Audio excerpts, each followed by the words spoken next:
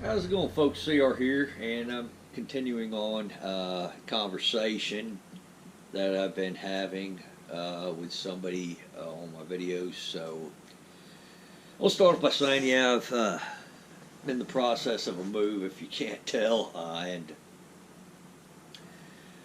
it actually took a few days to get out on the river, so that's the reason for my late response. I won't continue on this. So I'm not saying the ignorance on the gun control side of it, that you're denying it or anything like that. What I am saying, however, is the majority of the ignorance is on the gun control side. I don't think it's the entire reason for them making the debate the way it is. It's one of the many factors, and I'll get into this in a little bit. And yes, the gun control side, I do believe, is more ignorant than the pro gun rights side on this. And I'll explain further as I go along. You say you work in criminal justice, like me, have been a part of this debate for many years, during which you've personally been involved in several criminological studies. I gotta ask, are you a lawyer or academic or something of that nature? Just curious here. But you say you've run into more pro-gun people. I'm going to stop you there. You mean gun rights people. None of us are implying that we want to force everybody to own a firearm. We believe in the freedom to do so. We believe that a person shouldn't be stopped doing that if that's what they choose. Um, then you care to count that show a staggering degree of ignorance of facts, statistics, and academic research. And same is true of gun controllers on gun violence. Now, you're going to go, actually, I'm going to continue to read on. Rarely do I run into somebody who doesn't just repeat hollow talking points, okay? You mentioned this, that whole gun violence thing, that in and of itself is a talking point.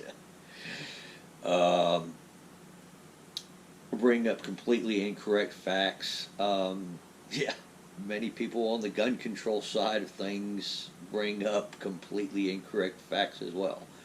And you go on to mention the infamous 80% of gun murders are gun related. I'm going to say this right now. When you say gun murders, it almost sounds like you're more concerned with the tool that was being used uh, than the actual murder itself.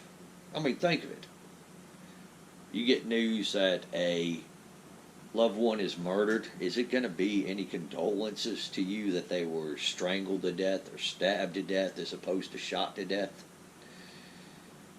Um, all right. So on the gang-related part, by the way, yeah, I suppose it's kind of hard to prove precisely that they 80% of them are gang related. However, I'll tell you this much right now. I've talked to a lot of law enforcement officers and a lot of correctional officers.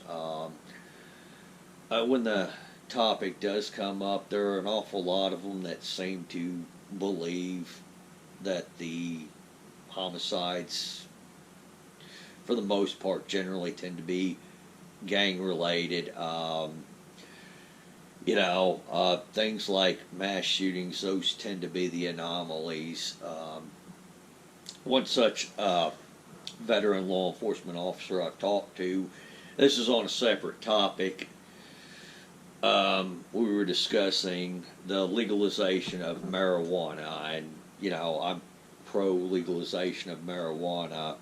He's like, he's kind of on the fence on this one, and his reasoning for this being is that while marijuana in and of itself don't kill a whole bunch of people, he said he's seen several people shot over the substance, and not necessarily like somebody who wants their fix, more of other gangs, fighting over turf. So this is how he put it to me. One correctional officer I've talked to says that, one of the first things prisoners do when they get into prison for the first time is find a gang. Or if not, the gang finds them and says, okay, you're doing this, this, and this for us, and, you're with us. So, I'm going to say that there's probably some truth to a good percentage of homicides being gang related, even though I don't know of any of the I don't know much in the way of actual research that shows this. Unfortunately, gangs don't document their membership, or even has a basic understanding of how the legal and illegal gun markets are intertwined. On that one, please go ahead and explain to me on that one. Explain to me, like in a place like Brazil, which has a high homicide rate, and firearms have been banned or virtually banned for quite some time, while they still have a homicide rate that dwarfs the U.S.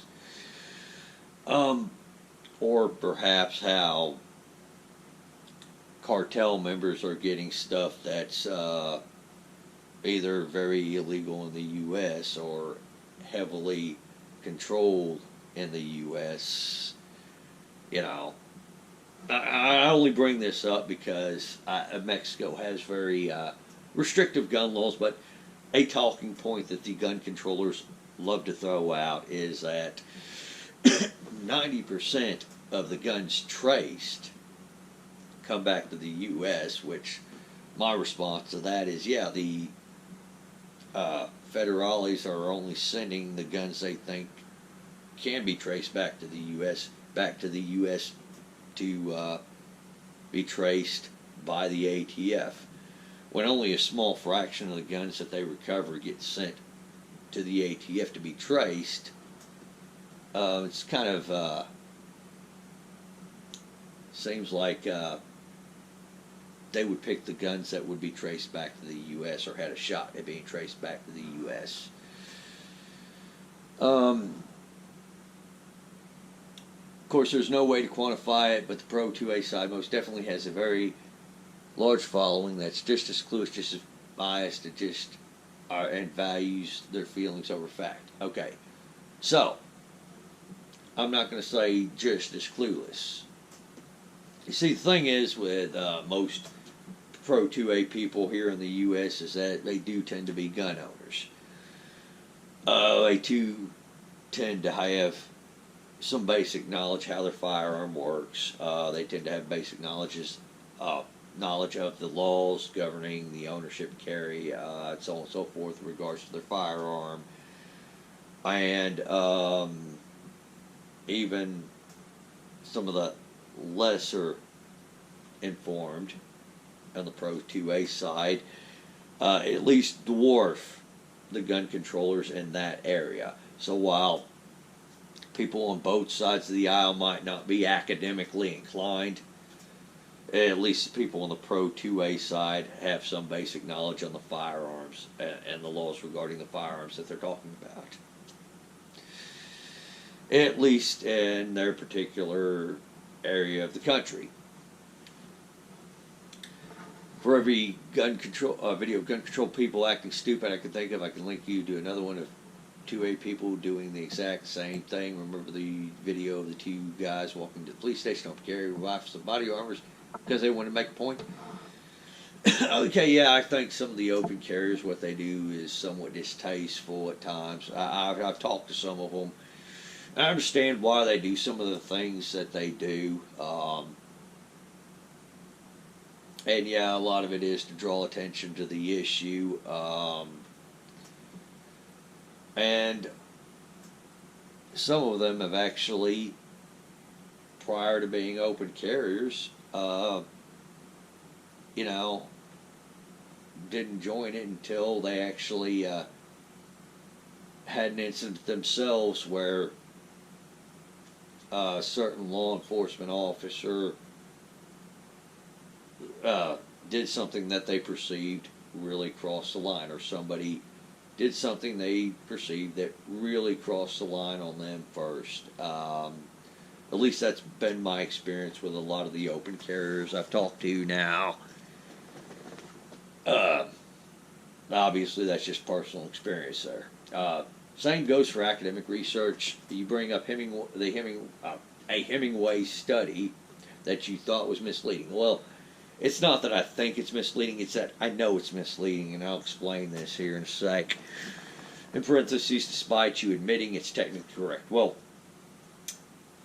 I'll explain that part too. Didn't actually see the study, didn't actually see the raw data methodology or anything like that. I just read the article where it said, according to this study, more children die by gunshot wounds than law enforcement officers do on duty. I don't know how he counted the numbers up or anything like that. One of the ways that people in favor of gun control will mislead you is just by counting the numbers in a certain way. That is one such way. However, this one is a little bit different. Whether or not he did that, I'm going to give him the benefit of the doubt and say he didn't. And I want you to bear that in mind. A little later on, I'm going to make a point. I'm going to draw back on that point. But that's not the misleading part. Let's think of this here a second. This is a country of 33 million people.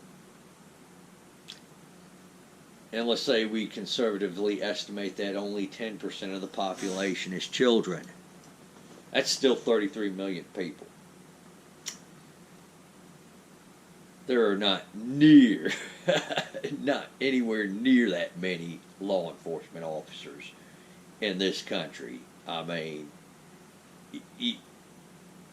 the amount of law enforcement officers we have in aggregate in this country, let alone on duty, is a microcosm of that number, 33 million. So yes, obviously he was going to get those results.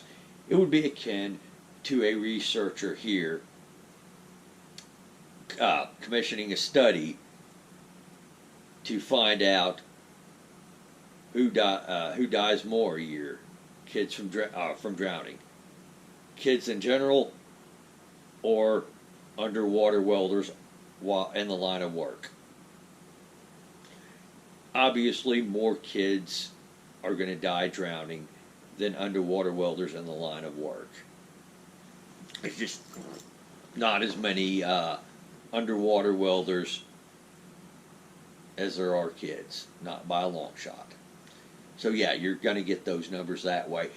And seeing the fact that you said you've been involved in several criminological studies, and you're making yourself out to understand a thing or two about academic research, you should know better on this one.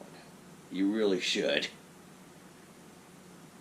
But yes, this is why I consider that, this is why this study is misleading. Alright, one way you can deceive somebody is by the way you present the facts. You don't actually have to outright lie. I'll give you another example. Got a compound or a substance. This substance is found in a lot of industrial waste. This substance is found in many chemicals, in our bathroom cleaners. It's found in a lot of pesticides. It runs off into our rivers, our lakes, our oceans. There's a lot of people that die a year by this very same substance. Everything I've told you about this substance is true, and it sounds pretty bad. So, some of the same people who Hemingway is targeting would be the same people who would sign this petition to ban dihydrogen oxide.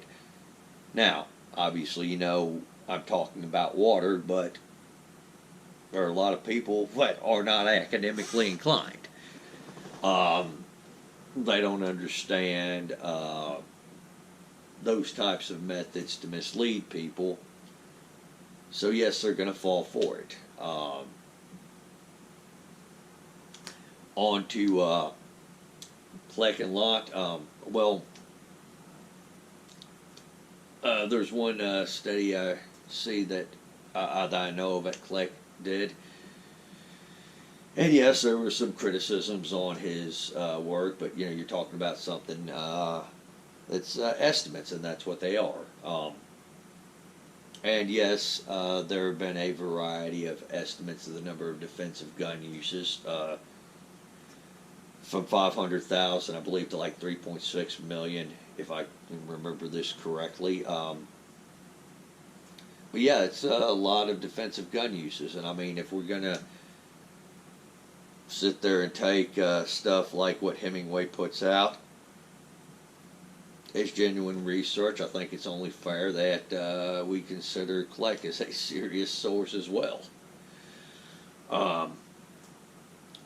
Lott, let's see. I do remember hearing about his work getting criticized, though I've not actually heard a gun controller lay out exactly what he did that would discredit his work. I mean, obviously, you can find problems with any study. You should know that. The only difference is how much errors there are, how much you can account for, and the degree of the flaws. And then, obviously there is a point to where you cross the line to where, yes, this person is acting in bad faith, but I have yet to see somebody show that Lott was acting in bad faith. And that data set loss you bring up in this comment, well, if it's the one I'm thinking about, if we're talking about the same thing, I only know of one data set loss. Well, he said his hard drive crashed. Are you going to tell me that you've never had a hard drive crash on you before? I know I've had plenty of computers I've had to replace because a hard drive crashed. But remember what I said on Hemingway, that I didn't actually get to actually look at the paperwork on his study in and of itself. But I was willing to give him the benefit of the doubt, even though I don't know. It's very funny because there seems to be a lot of people on the gun control side of the debate that refuse to extend that same courtesy to Lott in this case. To give the benefit of the doubt that he's not acting in bad faith when you don't know that he's acting in bad faith. Yeah. So, I mean, this is another reason for the state of the debate being how it is. As far as my point goes on the claim on the UK, you say you've never met anybody who's already claimed that the UK gun reforms in 1996 dropped the homicide rate. Well, when I'm talking, let me start off by saying, when I'm talking about the UK gun laws, I'm talking about fully historically. Like, none of your gun laws have dropped the homicide rate. I'm talking about even at a time when machine guns were legal in the UK. I'm going back that far. Your homicide rate has not dropped with any of those gun control laws.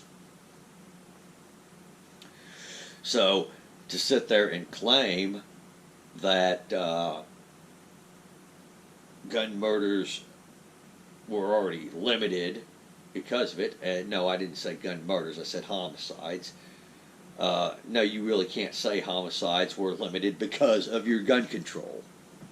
Not just on that data alone, you can't. Um, but back to what you were saying, there are people who have insinuated that your 96 gun reforms, however, since you brought it up, did prevent gun violence as, their talking point. One such person, I think, was like Barack Obama, who sat there and said, well, countries like the UK and Australia had gun violence problems, and they did something about it, which insinuates, I know he's not flat out saying it, but he's insinuating it. But to continue on with this, you go down. No, I know your country did not have extremely permissive laws before your 96 gun control laws. I don't think anybody on the gun rights side is saying this. Yeah. So, that being said, pretty well said. The reason homicide rates went up after the gun law is because it coincided with the changes to how crimes were recorded, which added a lot of incidences as murders, which haven't been recorded that way. All right, so I don't understand. So, I'm going to actually give you the benefit of the doubt on that one because I am not sure on what exact law you're talking about. Well, I'm sure on the exact law you're talking about. I should say I'm not precisely sure if that language is in the law or not. And major cuts to law enforcement budget, meaning far less officers are around to prevent and investigate crime. Well, I'm going to bring up a point on this one, and guess what? Law enforcement officers don't generally prevent crime. They show up after the crime has been committed in many cases.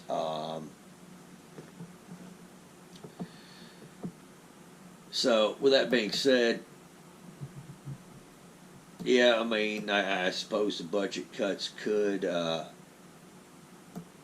reduce the deterrence a criminal might have.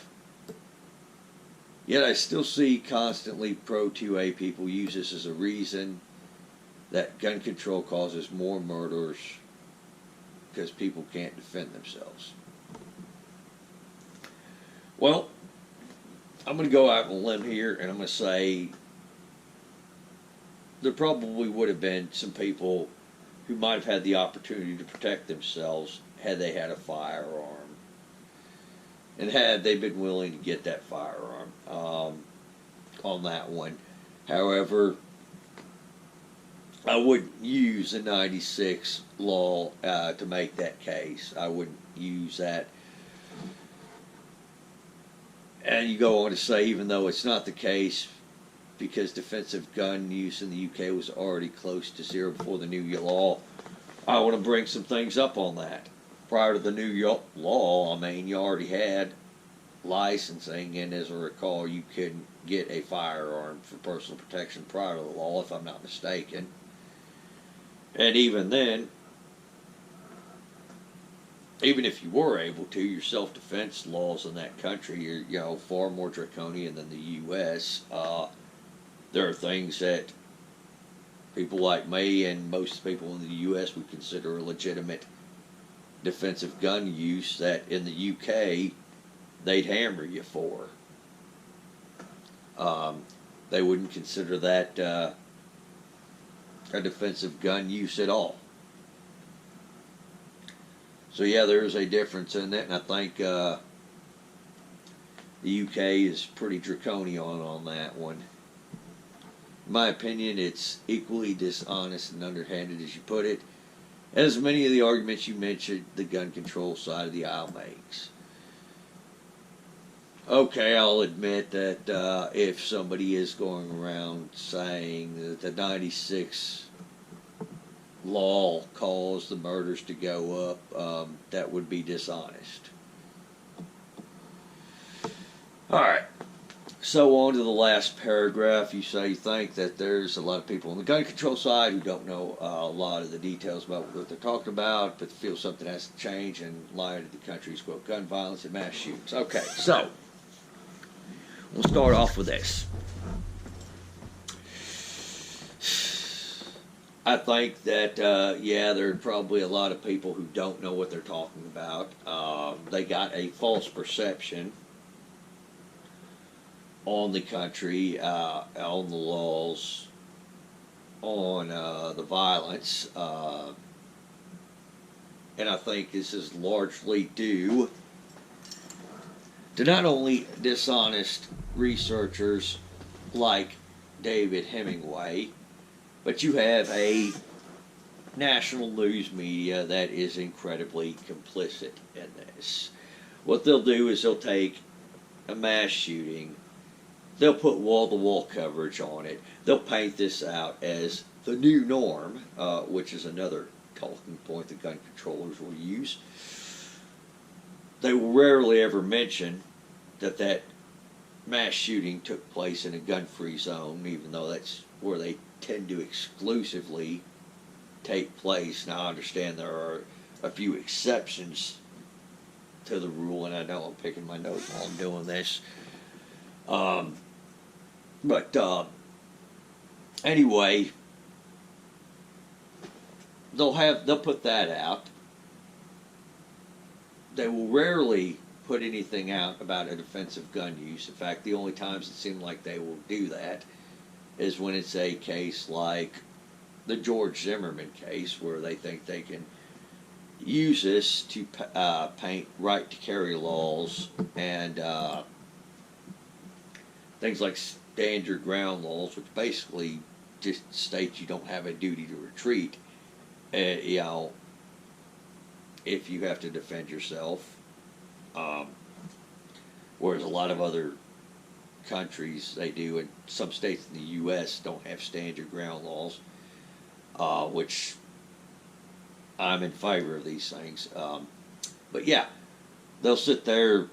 That's about the only time they'll paint a defensive gun use. And by the way, just to add on to this, George Zimmerman actually did not use the stand your ground law as a defense. He actually, his defense attorney argued a much higher standard, you know, for the courts.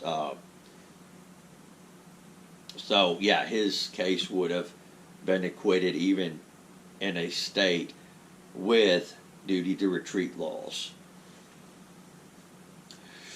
But they'll sit there if the mass shooter used an AR-15, they will sit there and paint the AR-15 as the weapon of choice for mass shooters.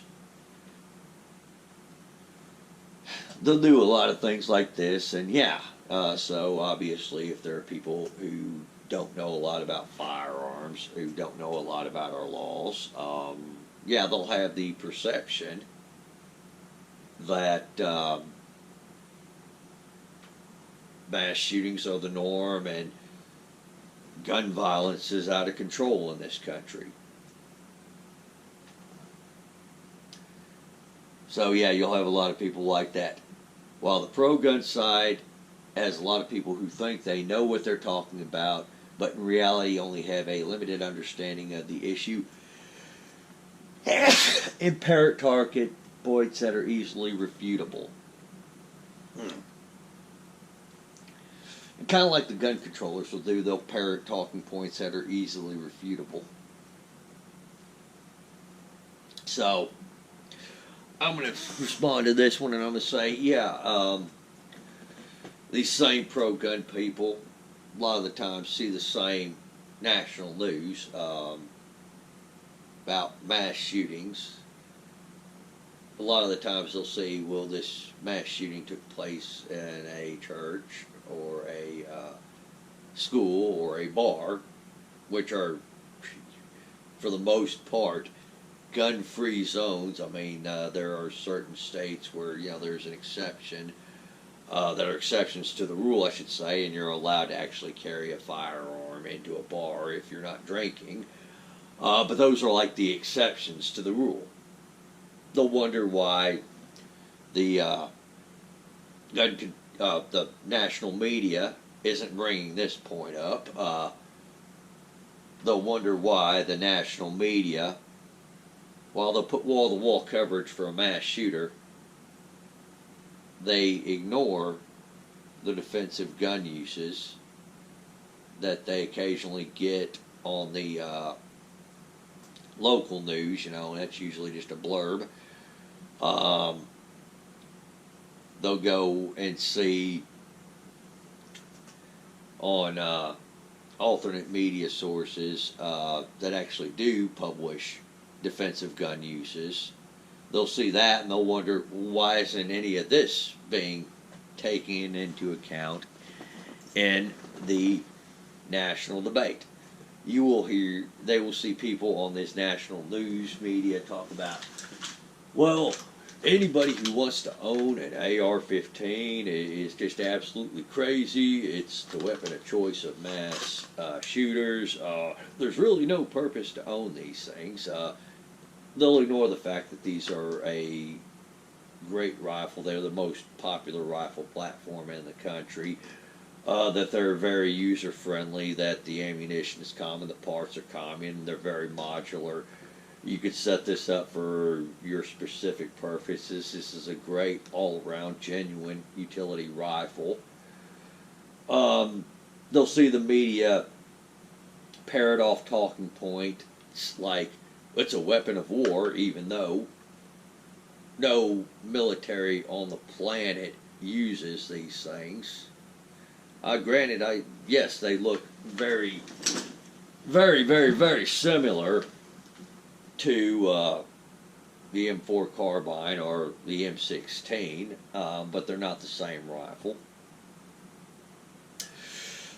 They'll see people on the national media talk about how, what was I going to say? They'll see people in the national media talk about how, yeah, nobody needs one. They'll see people on the national media say, we need another gun law, and, you know, well, there's just too much gun violence in this country, even though we've had hundreds, if not thousands, of gun laws already on the books, none of which have saved the lives that were promised. They will hear people on the national news media say in one breath, well, nobody's really trying to take your guns, and then on the other hand, well, yes, we need to ban these weapons, or yes, we need to reduce the number of guns in circulation. They'll see this, and they'll see, wow, this person's talking out of both sides of their mouth. They'll say, oh, well, you're really paranoid for thinking anyone's going to take your guns, and at the same time see somebody like Beto O'Rourke say, hell yes, we're going to take your AR-15, hell yes, we're going to take your AK-47. Well, and then they'll see that, like, yeah, they'll realize they're being gaslighted. They'll realize that we have a freedom in this country that you really don't see hardly in any other country in the world. I don't think many countries, if any, have the same freedom to own firearms that we do. I can't think of any right now. And I know I kind of say all or nothing with that, but yeah, we are one of the freest countries in the world. They'll see that, realize they're being gaslighted. They'll be told that, well, the NRA, has just got a stranglehold on Congress, and only the NRA opposes this, and they'll say, wait a second, I'm not a member of the NRA, but I oppose this. And so, yes, then they will stand up and have a lot of disbelief in the media, they'll sit there and see people who call themselves academics come out with nonsense, and yeah, they'll have their disbelief on this, you know. So, with that being said, I know I'm rambling here on that one, so I'm going to cut it off here. I know there's probably going to be more things I'm going to want to say after it's all said and done, but I think I've gone on for quite a bit here. So, for those who've gotten this far, thank you all for watching. Take care.